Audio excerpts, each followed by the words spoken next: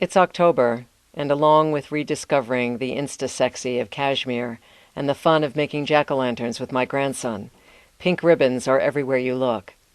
Breast Cancer Awareness Month once filled me with that heart skip of dread. Would I be one of the unlucky ones?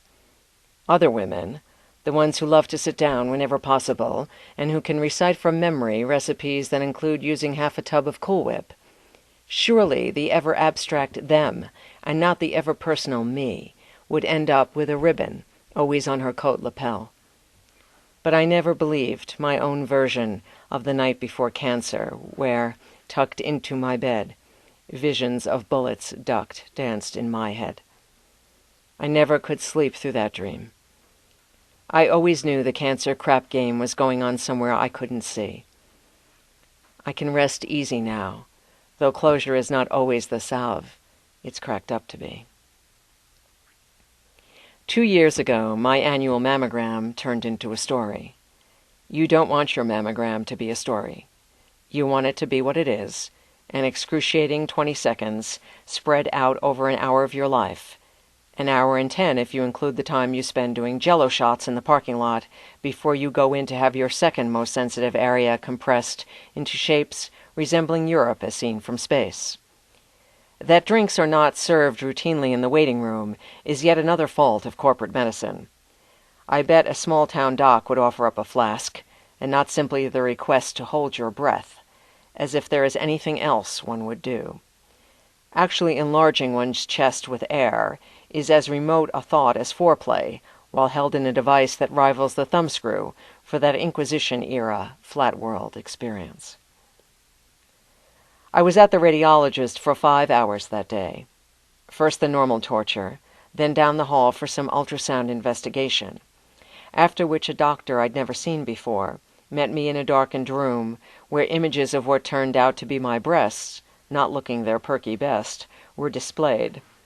It was the pencil that made time slow down. Its sharp tip arrowed at a black spot the doctor was pointing out. This wasn't there last year. It's probably nothing. I think we should check it out. My skin felt as if it was breathing. I called my office. I wouldn't be in at all today. The biopsy was done right there, a marvel of electronic medicine. I watched on the screen as a probe went inside my breast, its mission to capture and return with a bit of the black in its claw. It made a sound just like a staple gun as they tried repeatedly to grab it. Apparently my breasts were uncooperative. I'd heard that one before, also while lying down, though this time I wasn't fighting my way out of the backseat of a Subaru. I was busy trying to stuff emotional cotton around my brain, which wanted to go off and wonder about things I didn't want to wonder about. I wanted to hear the one again about the overcautious doctor, and how I got to go home to bed and read my Vogue. I bled an abnormal amount during the night. The biopsy bandage soaked through when I awoke. The doctor had asked me to call if there was anything more than a small spot of blood. I knew I had cancer when I told him about the bleeding. I knew because his voice became soft and focused at the same time, and he called me by my first name. Only later did I learn that cancer tumors bleed a lot. This is something he knew, and while he didn't say anything to me then, he told me he would call the lab and call me right back. I got dressed for work automatically. This was the day that would change my life, so I put on my Prada shoes. I went to the office. I took his call only moments after I arrived. When my mobile rang and I saw it was him, I did not answer it in my office, but walked out the door into the sunlight and air. He was surprised. It was the smallest cancer tumor he'd ever seen. He asked where I was.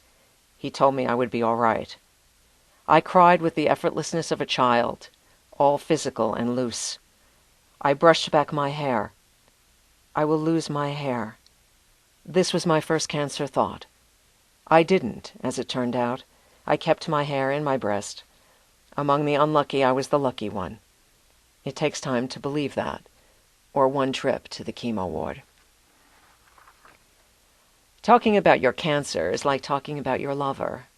No one gets it quite the way you do. Intimacy will do that, making you gag on cliches even as you nod, reluctant to even try to explain the difference in your world. There was the sheer logistical change of not working but getting paid, a fantasy that usually involved Brad Pitt and copious amounts of Hawaiian Tropic. Instead, while I waited for the date of surgery to approach, I did ballet and made pastries using phyllo dough and hand-crushed almond paste. Feeling fine, now that the biopsy wound was healing, I got busy trying for something between routine and moving to France. I sensed an opportunity here. Pretty much anything I did now could be filed under the temporary insanity clause. Like a kid after a tonsillectomy, but without the downer of a sore throat. I could color outside the lines. Shit, I could color my ex-boyfriend's Toyota, and the judge would wag his finger, give me a hug, and let me go. This, it turned out, was not exactly true, but it was close enough. And the thing that surprised me most of all was that I never needed to get cancer to do it, though cancer was the emotional equivalent of a rocket that shot me into an orbit where a certain weightlessness applied, even as I was fed oxygen and tethered to an amazing group of people who saved my life. What is possible to do in one's life changes remarkably when one fears death more than embarrassment. And yet I was only just beginning then to understand that. It would take these 2 years to bear hug that life, to get the blessing of the thing, along with the parting gifts of radiation ink tattoos and paper slippers. A lot of having cancer is waiting. Waiting to be seen by doctors, waiting for the visiting nurse, waiting for a surgeon to look through your chart and say casually, "Oh, that's good, no cancer in the lymph nodes." Which, when translated into the language of human organisms, means that they caught the cancer early enough, and you are not going to lose your breast or your life. This news is delivered to you in a tone of voice you would use to tell your daughter you found a parking space right outside her building. So it takes a few seconds before you lean your forehead against the office wall and sink to your knees. Even nurses, it turns out, don't know quite what to do with a woman in a pink smock, weeping and laughing on the floor, palming the wall just to feel the concreteness of the thing. It's surprising how often, when the topic of breast cancer comes up, a woman tells me she's been through it too, though we rarely talk details. We seem content to just look at each other, a greeting of primates on the jungle floor after a battle somewhere in the foothills, nodding to those that made it back. It doesn't bond us exactly. It's not like discovering we both love Malkovich movies and Indian food. It's not about us personally, but about our lives as women, about the stuff that happens to us, the stuff we live through, like pushing humans out and losing our tampon string. The things that change us irrevocably are slow to be understood. Our lives so nuanced, the shift in ourselves so fundamental, that it's more an observation of our new reactions that tip us off. My personal remake of Invasion of the Body Snatchers was that horror story in reverse. The replacement me emerging from the cancer pod bore no resemblance whatsoever to a zombie going mindlessly through her day. That description better fit the woman who had been replaced, the pre-cancer gal who said yes when she meant no fucking way. In 1 month, I left a man, a suburban house, a 7-year job, and moved into a loft I'd kept like a secret, a me that I would be someday when I had the nerve. It was there that I held my dog of 12 years as she died of cancer, my face buried in her smell and final heat. It was there that I discovered the glorious flotilla of pain meds and Pinot Noir and decided I liked it too much to ever write it again. It's where I work, and it's where I live, it's where I am. And while not for those afraid of heights or the occasional homeless man holding up his pants, it fits me like those Prada shoes, and in the same way sees me through some days.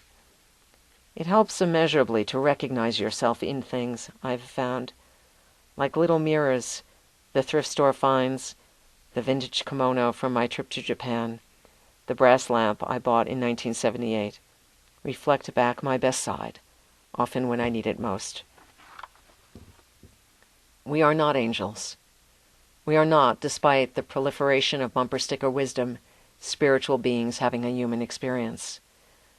We are fleshy, messy folks trying stuff, hanging on to our authentic consciousness with varying degrees of success, depending on the day and whether or not you talk to your mother.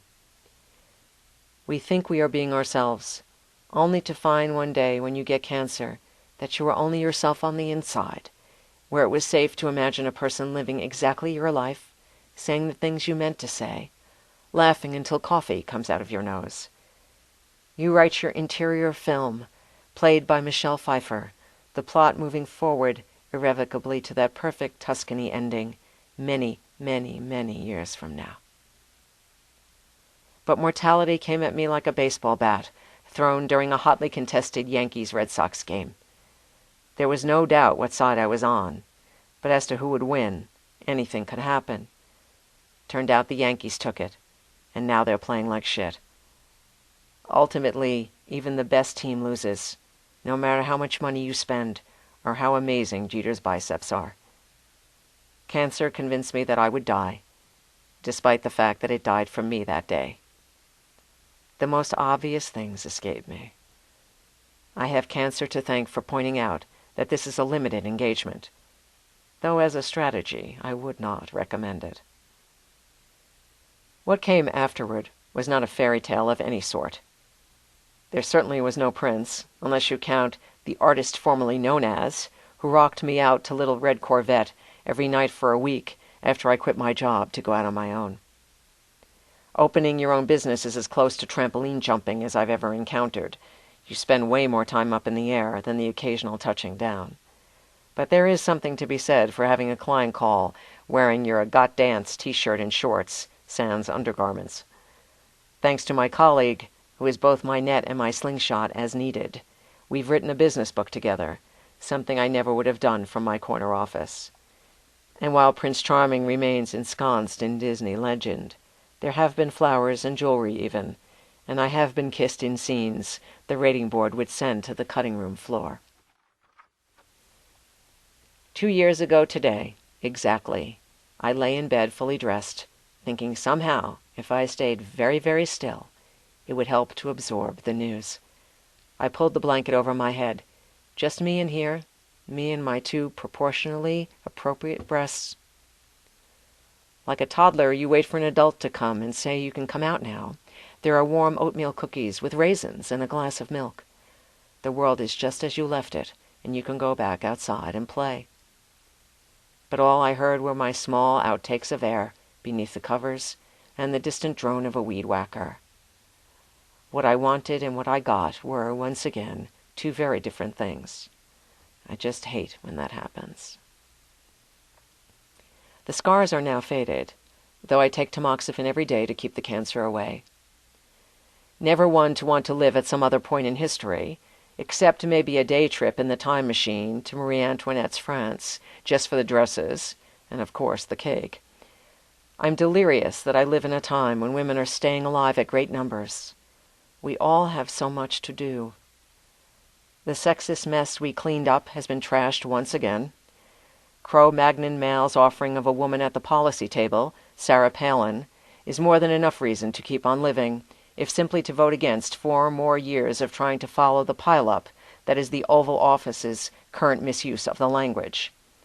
It's hard to insult me, being born and raised in New York City, where what the fuck is a tribal greeting. But to elevate Palin's mediocrity to the global stage and then call it good and an advancement for women is the social equivalent of John McCain spitting on my shoe. In a game of Trivial Pursuit, I would pay the other side to take her, though I am proud to say that none of my friends would. And then there's our daughters, and our sons, and if you are very, very lucky, a grandson that gives you a second chance to pay attention to the feel of a crew cut on the palm of your hand. The world needs the women who don't look away, who don't think anger is something to be analyzed but expressed, preferably at the asshole who pissed you off in the first place. There is too little time and too much at stake to not dance, to not write, to not kiss bruisingly full on the mouth. Not because we've been assigned the role as the world's keeper and straightener-upper, but because we know we want to, and that's enough. We don't need a reason or a goal. We need only do what we feel and bring all that we've got to the party.